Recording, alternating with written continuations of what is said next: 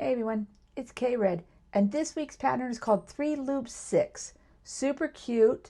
There's some variations you could do that make it a whole lot of fun. You could use it as a string or as a fill, and I can't wait to show it to you. But first, let's start at the beginning. It's K-Red, and welcome to my 2025 Peaceful Patterns Weekly Challenge. By creating a new tile each week, together we can learn something new or be reminded of an old favorite, but most important, find some peace and calm in the chaos of this world. All right, everybody, let's get started right in because 3 loop 6 is super fun. Make sure you stick with me till the end because we're going to do a couple variations. The simple tangle is going to turn into something great. So to start with, all we have to do is a simple loop. Step 2 is going to look very similar. Then we're going to switch over to our red pin, just so in the future I can remember what step 2 is. And we're going to make 2 more petals. Only drawing part of them. It kind of reminds me of half a heart without maybe quite as much of a dip in the middle. Depends on the shape you're looking for. And that is the 3 loops. So let's go ahead and for step 3, let's do those 3 loops. We have 1, 2, and 3. Now for step 3, we're going to add the 6. And there's a couple of ways you can do it. From here, you can just draw the 6. If it's easier, you can turn your paper around and draw your 6 that way.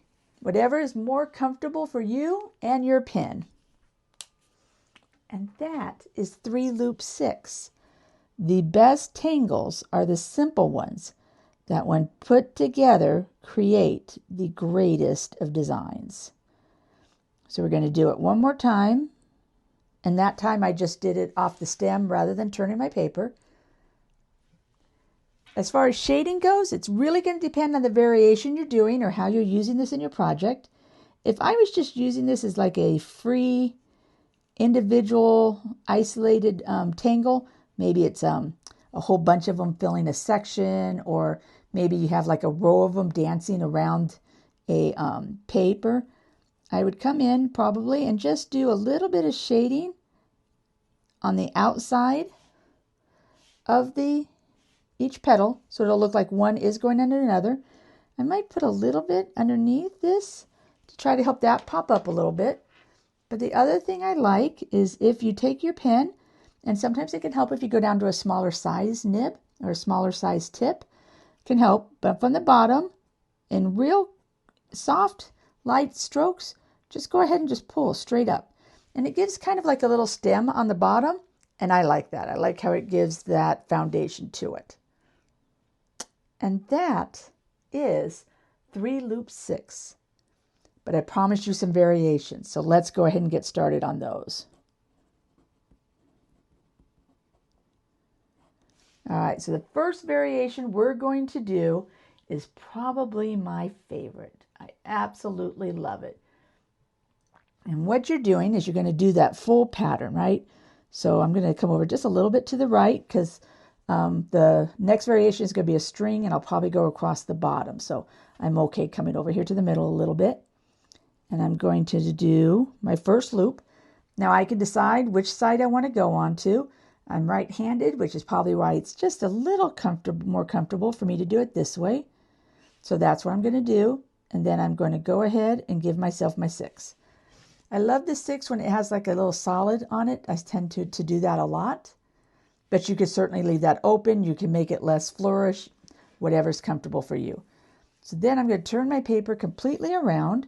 I'm going to start at this same point, the same bottom. I'm going to attempt to make this one about the same size so it comes off right off the bottom. And if you're looking, I'll grab my pencil real quick, we're pretty much making it to look like a figure 8. So we're making basically that figure 8. Then on the same side of your 6, whichever side that's on, but on the same side of your 6, do your other 2 loops. Just like that. And then on the opposite side, just like always, we're going to do another 6. And look at how cute that is. I don't know if that's a fluttering leaves, kind of a bird insect thing, if that's a pretty little flower that you could put onto a stem, but I absolutely adore this little shape. I think it would be great fun if it had additional little, I'm going to do it in pencil so I don't mess it up, but additional little stringers coming off of it. So you could do that. So cute. So many ideas swirling around in my mind. I hope they are for you as well. And you could do these as a cluster. You could put these next to each other. You can add them just as a, let's go ahead and do this one to the left, where we do our 3 loops and our 6. Turn it around. Do the loops on the same side. I ran out of room a little bit, and that's okay. It can go right behind it. And then do that. And we can just continue to make them in great little clusters. Same side as the 6. I think this would even be really cute if you worked it so it's all the way around a circle, and it would look like a cute little fluttering leaves around a circle. Let's go ahead and we'll do one more down here. Kind of close off our pattern a little. I'm going to go ahead and put them on this side up here since it's a little tight on the other.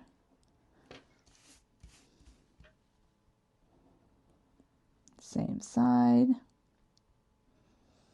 Then behind that leaf. And then for some reason at this moment I'm struggling on which way to make my 6. So if that happens, I'm just going to turn the paper and make an actual 6. And then I know I have the swirl of it going the way I want it to. And that's it. That's how fun it is. I find that I've been doing these all day and I just can't bring myself to stop.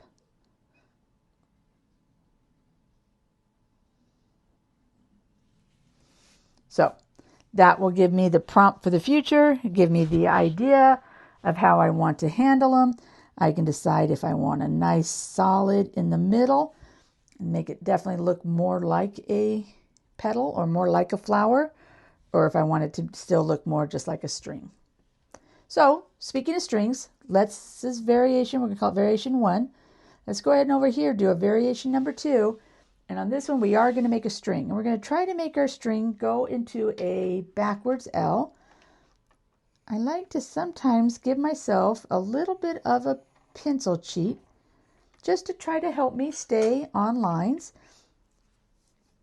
And the way it's going to work is I'm going to make step number 1, which is my leaf. I can go on either side. So let's go ahead and do the left side. Let's see if I can get myself some practice in doing that so I can feel more comfortable with it. I'm going to turn my paper and I'm going to make a 6.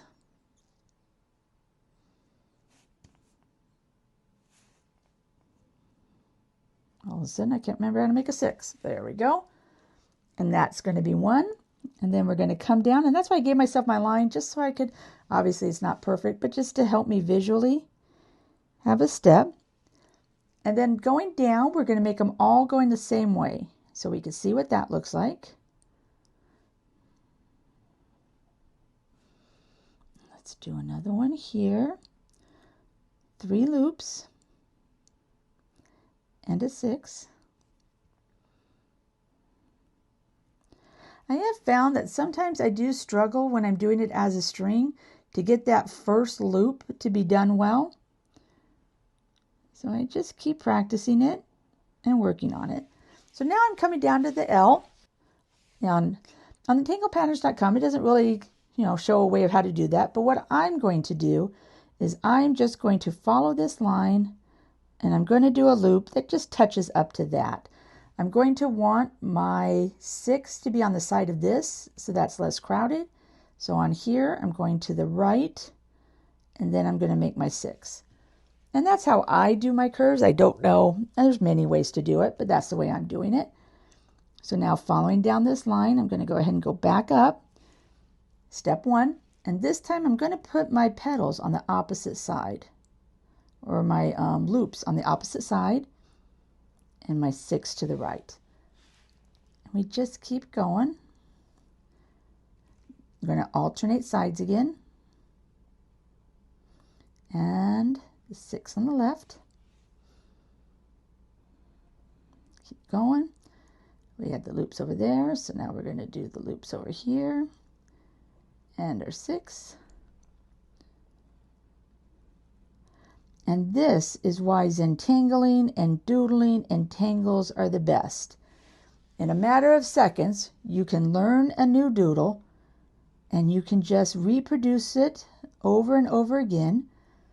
It gives your mind a peaceful satisfaction that you are working on something and producing something beautiful and fun without it taxing or being difficult.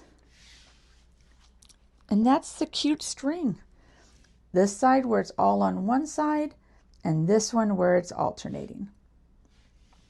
Now once again on here where we could choose whether we have a center or not, on here we can choose whether they come together at a center. I am always partial to that, so I will go ahead and do that.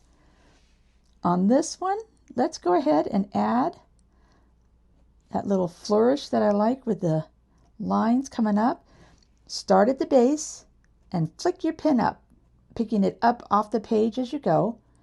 And that way it's those super soft, super light kind of accents. But it adds a natural kind of shading to the bottom of it. You can go up as tall or as short as you want. If you go up tall, it'll make the loop look like it maybe has a flower stem. I like that as well. I tend to work in groups of 3. It's just usually what's natural, but do whatever is natural to you. So let's go ahead and take off and do just a little bit more shading. I think for this shading, this doesn't need much, so I'm just going to maybe see if I have enough on this tortillon. We'll add a little bit extra here. We can add a little bit at the base to help them look like it's more of a one cohesive drawing rather than the 3 simple steps that we know it is. The best thing about having some dirty tortillons around, having drawn earlier, is that when you just need just the tiniest bit, and I don't know if the camera will pick it up well, I might need to start shading a little bit darker than I normally would to do that. For the middle, I think what I'm going to do for this variation 1 is I'm going to work on just shading the insides. See what that looks like. So the way I'm going to put a little bit more pencil on my tortillon is I'm wanting this to be super soft. I'm not wanting any lines. So I have this little, I'll add a link in there so you can see them. It's a little art tool. It's some sandpaper. And I'm just going to take one of my pencils. This is a 4B, so a pretty soft pencil. Get some of that on there. And then I'm just dirtying up my tortillon. I pull it off to the side a little bit so it's not going to be too dark. Make sure when you do this, when you first put it down, that you touch lightly, because I'm not real sure how to gauge how much is on there. And then I'm going to add my shading. Soft at first, right after you put some more pencil on it. All the way around the outside.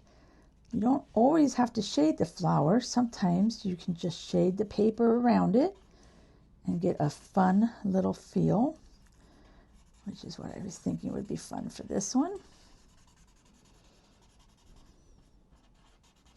Hoping that will turn up on the camera okay. We'll see.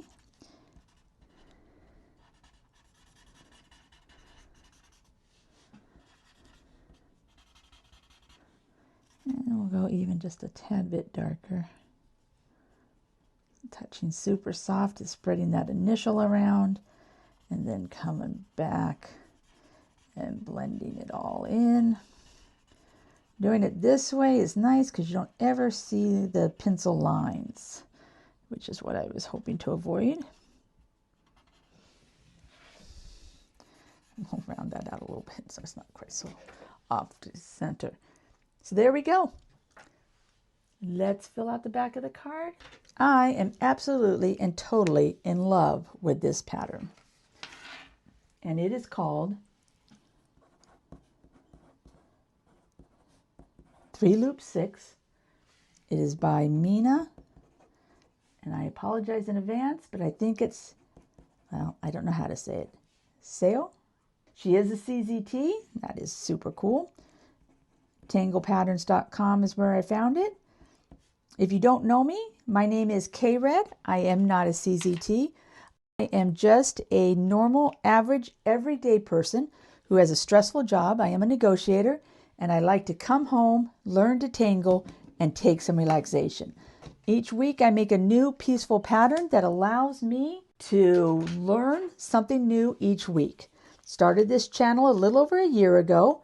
As I've been doing this, I realized that I have a lot to learn, and I wanted to learn the names, who created them, and I wanted to learn some new tangles. So each week we come here and we make a new pattern. Here's some of the patterns we have made in the past.